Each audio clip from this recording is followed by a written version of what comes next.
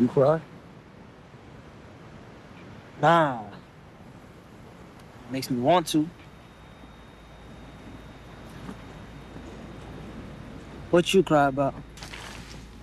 Listen, I'm not blaming you. I'm not. I know it's hard. You're the only man that's ever touched me.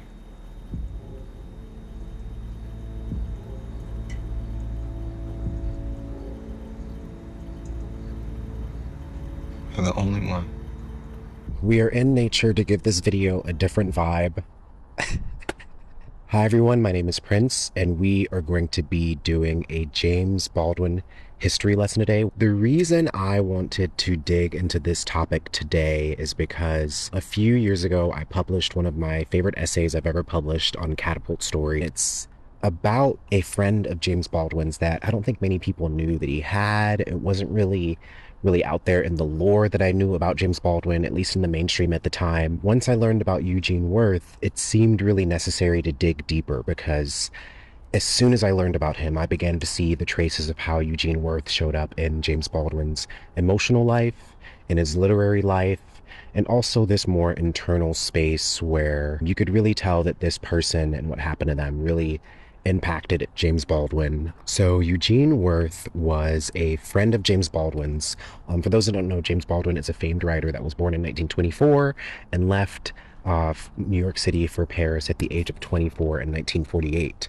But roughly 2 years before this happened, a friend of James Baldwin's passed away. The central question that it brings me to is, what was love for James Baldwin? What was grieving? Was it really possible for him to find this sort of happy, queer, gay relationship in his life? As we're going to talk about later on in this video, when you read the different texts by James Baldwin, he does struggle to depict happy queer romances or queer romances that have a happy ending. Buckle up because we're going to be talking more about James Baldwin, masculinity, mental health, queer desire, and longing. Stay tuned. In my essay in An America on Fire, Baldwin's Legacy Led Me to Paris, James Baldwin met Eugene Worth, a black member of the Young People's Socialist League, in December 1943, shortly after moving to Greenwich Village. The two were best friends and black socialists who dreamed of a better world. They battled landlords, worked jobs, were fired, and lived hungrily. Baldwin eventually became disillusioned with politics because he learned to despise the world right back and decide that I would accomplish, in time, with patience and cunning, and by becoming indestructible, what I might not, in the moment, achieve by force or persuasion. The two friends sat at a diner in the village, and despite being best friends, the two bickered bitterly over their existential differences. Baldwin could hate. Worth could not. "You're a poet and you don't believe in love?" Worth said to Baldwin, before laying his head on the table and crying. Baldwin at the time neither wanted to nor knew what to say to comfort his friend. They would never really speak again. The gulf of thought on political ideology and how to overcome their racist capitalist world had become too wide. The next time that Baldwin heard of Worth, his body was found in the Hudson River. That year was 1946. Worth had jumped to his death from the George Washington Bridge. By Baldwin's account in his 1961 essay, The New Lost Generation, Worth was in love with a white woman at the time and had been badly beaten by a group of white sailors because of it. The obstacles of this interracial romance, alongside the reality that racist America needed to change, was unshakable. By other accounts, Worth had just confessed his love to Baldwin during a confession where he thought out loud, "I might be in love with you." Although Baldwin loved his best friend as well, he didn't explore Worth's confession for fear of opening Pandora's box. He speaks vaguely in No Name in the Street about returning to Harlem the same year as Worth's death. He had planned to marry, then realized that I couldn't, or shouldn't, which comes to the same thing, threw my wedding ring into the Hudson River, and left New York for Paris in 1948. Baldwin was in love with a woman at the time. It was also possible that deep down, Baldwin had a vision of spending a long life alongside Worth as lovers or best friends. But Worth's death and America's racism were driving him mad, and ultimately to Paris. Ours is very important to me because I was able to, I was able to take a deep breath, and I was able, this may sound a very corny way to put it, but I wanted to find out where being black ended, where I began, or vice versa. I mean, that some things had happened to me because I was Jimmy, and some things had happened to me because I was black. And I wanted to find out how to get these things together. Every time I revisit this essay, I'm always appreciative that I start it where I do. In creative nonfiction, it's really important to start with a really striking moment, start with something that's very engaging. Some of my favorite essays usually start with some kind of moment that is symbolic of a larger theme or idea. Or I remember, like in 2020, I wrote an essay about Bob Marley, and I started off with singing a song in his home's driveway in Jamaica, and how that song kind of had a prophetic meaning, and how a lot of my writing relates to blackness, black masculinity, and these notions of death, being fearful of mortality. When I first learned about Eugene Worth and how much he mattered to Baldwin, I also immediately started to kind of realize, like, oh, there's a character in Baldwin's work named Rufus in Another Country, who is essentially a literary version of Eugene Worth. In Another Country, it's a book about a series of characters in, I think it's 1930s New York, and the main character, Rufus, at the beginning is a sort of disgruntled musician, and he ends up dying by suicide in the same exact way as Eugene Worth. And the rest of the story follows Rufus's sister, Rufus's best friend, and the kind of complicated race relations behind how they deal with and confront the trauma and grief of Rufus's death. And it's really interesting that a lot of people read Baldwin, know about him, maybe know about Eugene Worth, but when you look at Baldwin's work again and again, you can see how extremely autobiographical it is. But he says again and again in different ways, like he says about Giovanni's Room, it's not a novel about homosexuality, it's a novel about our inability to love each other and how that makes us dangerous. And I think in Another Country, there's a similar lesson. And if you heard Worth's kind of biography a little. Like, he was in an interracial relationship. He was struggling. Those struggles, whether romantic or mentally, took a toll and eventually led to him committing suicide. And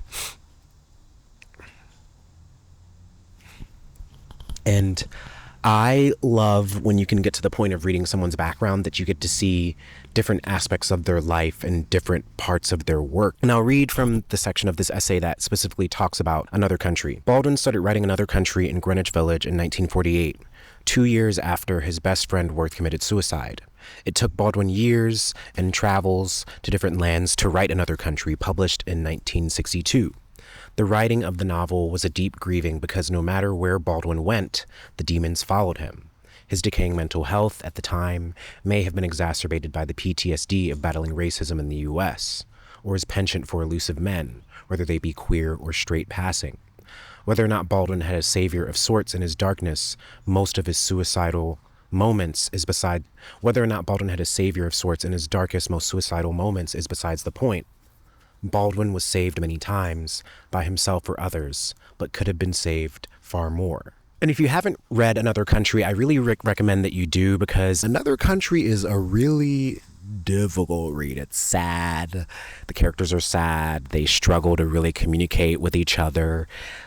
Well, there's a lot of exploitation in the book, a lot of gendered violence, and in a lot of ways it makes sense that this deeply troubling moment in Baldwin's life could become the blueprint for the expressions of grief in that book, whether it be the best friend of Rufus in the book, Vivaldo, who is trying to understand his own responsibility and the responsibility of whiteness and pushing Rufus over the edge. It's in Rufus's sister's kind of desire to be with Vivaldo, and how that becomes difficult because she also blames whiteness. If Eugene Worth's passing and the many other romances in Baldwin's life made queerness or sexuality or homosexuality a seemingly complicated thing for Baldwin to even express on a literary level. Like, if you really read his literature, it's hard to find happy gay people or bi people that are happy for a long time. You know what I mean? And so it makes me a bit sad to know that Baldwin's own struggles also led to this kind of struggle to express a better love on the page. And I think Baldwin can do it in certain ways with straight people, but gay people, there's some difficulty there. There's some difficulty. On the topic of queer longing in particular, I felt really attracted to this because if I also even read my own work and bibliography, when I started to accept my own queerness, it felt safer to explore queerness as well on the page. Even though I'd been writing for a number of years, I was writing straight characters. In my first published book, my memoir, When They Tell You to Be Good, there are moments of intimacy, there are moments of love between me and other men, but a lot of what I'm working through are these initial experiences of trauma, whether it comes to intimacy or sex. And I remember reading a review of my memoir from this older gay black man, and he basically said kind of in a way like my book wasn't sensual enough. And I'm thinking, like, I'm talking about working through fucking trauma. What the fuck do you expect? I do think there is this sort of deeper conversation to be had about how do queer people navigate a life in a world where we've entered so many of our coming of age experiences through trauma or grief. I'm glad I wrote the memoir that I did, and I know that the longer I live, the more I'm going to be unraveling all these complicated parts of myself. And so I don't need this first book to be this massive sexual reckoning or XYZ. Like, it's about me trying to find a place of peace by the end. Like, that's why I end my book in a car with my friend going to somewhere safe when men in my family have been in that same situation and they haven't survived. And so in a way, I read Baldwin's depictions of queerness and romance and relationships in his literature as a way for him to confront his own cynicism, his own longing. And in that way, maybe he did open himself up to experiences in his life that confronting these things in literature helped him get closer to. Maybe he had lovers he wouldn't have had if he hadn't have tried to write these books or confront these things on the page. I should really mention that the way I even learned about Eugene Worth in the first place is that there's this writer named Harmony Holiday that I follow, and a few years ago I was reading a bunch of her writing and I saw a piece by her that was called A Preface to James Baldwin's Unwritten Suicide Note. And the title itself, I was just like, what? And I read it.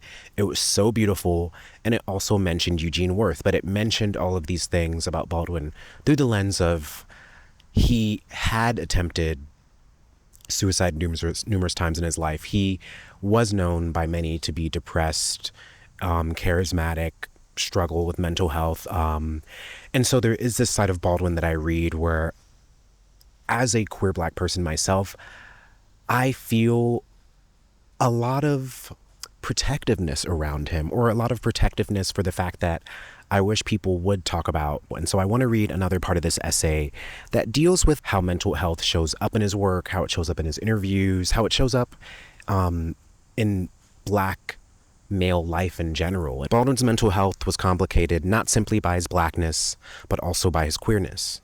Baldwin did not feel at home in the term gay, which may be why he spoke at various points in his life about romantic relationships with women as well.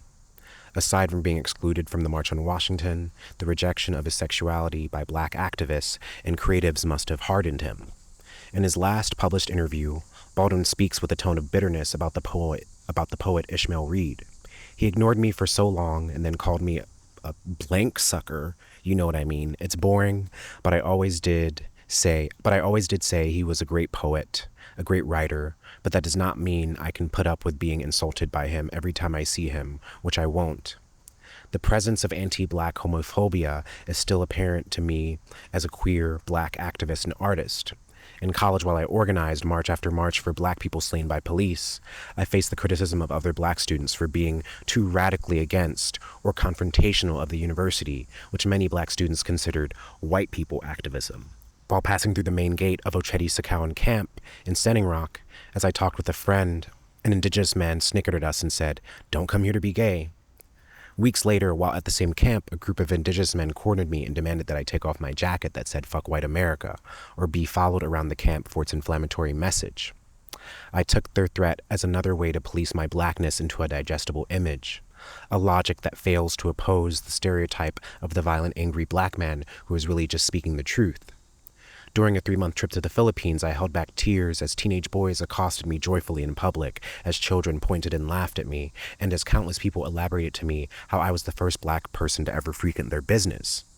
Even the police officers on the other side of the world played a hand when they offered me a ride to a club when I was lost one night and asked to see how big my was. In 1956, after another fight with his lover Arnold, Baldwin swallowed an abundance of sleeping pills and called Mary Pointer, a dear friend who rushed over and forced him to vomit up the pills.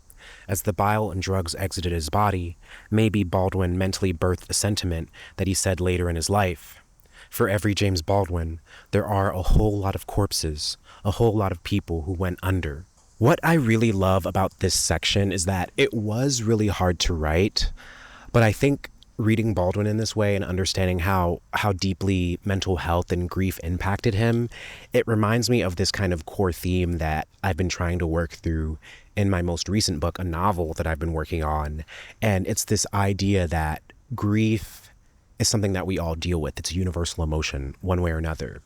But grief can either push us closer to life, closer to appreciating it, to understanding it, to savoring it, or it can push us further away.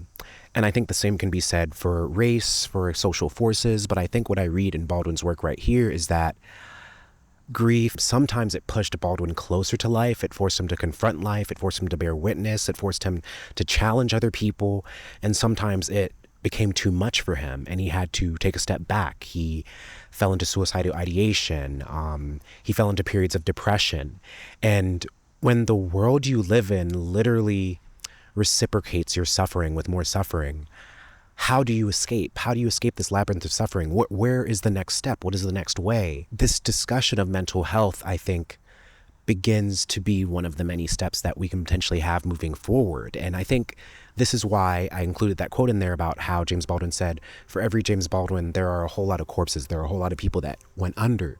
And so even in Baldwin's awareness of his own mortality, he could also directly see in his life that some people didn't make it. Eugene didn't make it. The boys and girls and people in my city, the black people getting lynched down south, 16th Street Baptist Church in Birmingham, they didn't make it. And this drive, I understand it completely because I wrote a memoir about never knowing my father and about how mortality has followed me my entire life and how at some points it made me scared to live and at other times it made me want to live even more, because if I'm a product of him, should I not appreciate what this life is? This discussion of Eugene Worth, I think, opens up all these things for me. Honestly, the more that I talk about it now, it really makes me admire and appreciate that I'm working in legacy to Baldwin, because I think he was definitely trying to work through it on the page too. I think a big part of my thesis in this piece wasn't really like people didn't care about him, they didn't really try to save him. It's more that we can all use a little bit more help. We can all use a little bit more guidance. We can all use a little bit more love, especially on an individual level, but especially on a structural level and on a level that can be visible in the world around us, where we can get narratives where queer people live and prosper and fall in love, and it doesn't have to end tragically.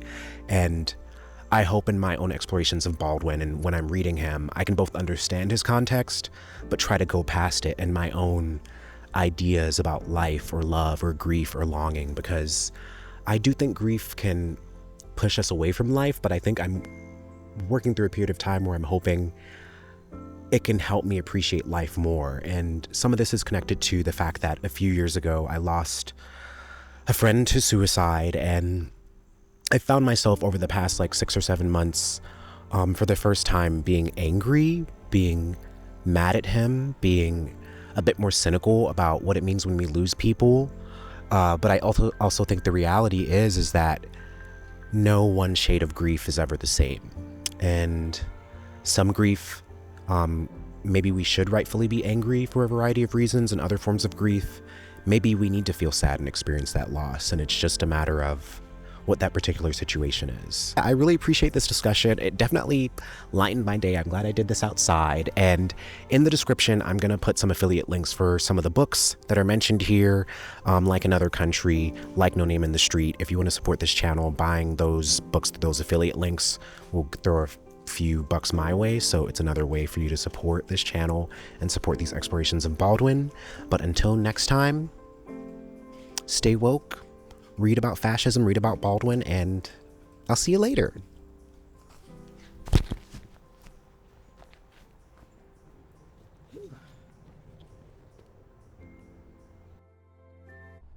Filming out here is so fun. I've been waiting to do this for forever. Woo! Somebody buy my book. Buy The Black Radical Reader. Buy When They Tell You to Be Good. Listen to the Dugout podcast. Fuck fascism.